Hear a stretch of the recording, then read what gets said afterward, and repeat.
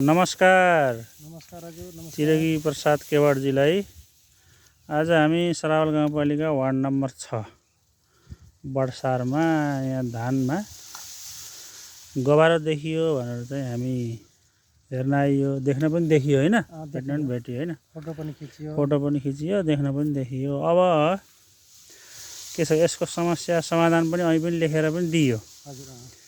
त्यही भएर अब अरू किसानलाई पनि यसो खेतबारीमा दैनिक रूपमा चाहिँ गएर आफ्नो धानबालीको निरीक्षण गरेर यसरी नै रोग किराहरू लागेको छ भने हेर्नु पर्यो र आफ्नो के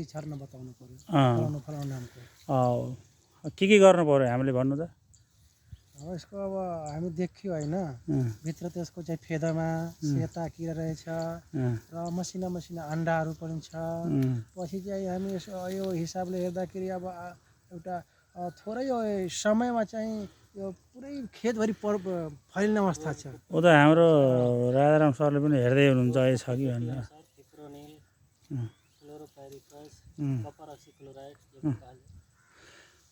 अब त्यो त औषधिको बारेमा अब तपाईलाई थाहा छ हैन। ठिक छ, तपाईले लेखिसक्नु भएको छ हैन शाखामा। यसको बारेमा औषधि हामीलाई चाहिँ लेखेर चाहिँ दिनु भएको छ। अब हामीहरू यहाँ आएर हजुरको खेतबारीमा आएर हेर्यौँ हैन, हजुरलाई चाहिँ कस्तो लाग्यो त?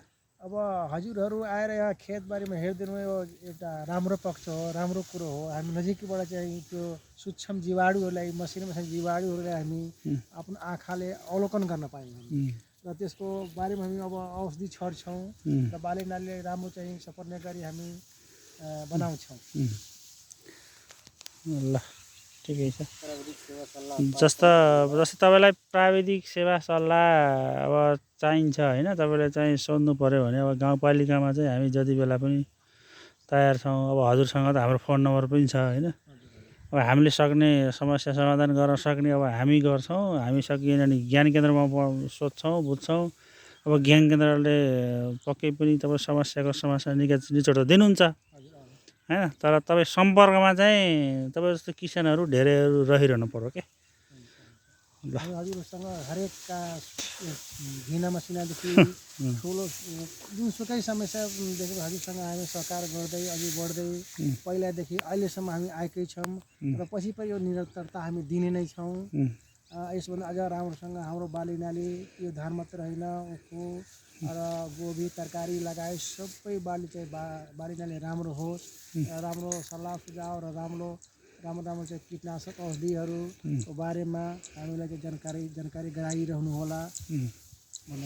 ल तपाईँलाई धेरै धेरै धन्यवाद। तपाईँ एकदमै सचेत किसान हो, हामीलाई पहिलेदेखि नै थाहा थियो हैन।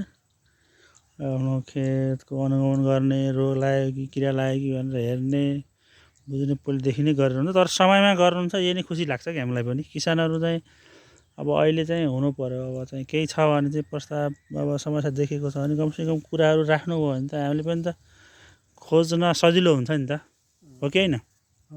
ल धन्यवाद। आज तपाईँहरू हामी गएर तपाईँसँग पहल गरेर हामी बेलैमा चाहिँ तपाईँहरू आएर धान हेरिदिनु भयो, यो निरीक्षण अवलोकन गरिदिनु भयो, त्यसको बारेमा चाहिँ औषधिहरू लेखिदिनु भयो। धेरै धेरै हामीले खुसी लागेको छ। हस्, धन्यवाद। तपाईँलाई पनि धेरै धेरै धन्यवाद। अब फेरि भेटौँला।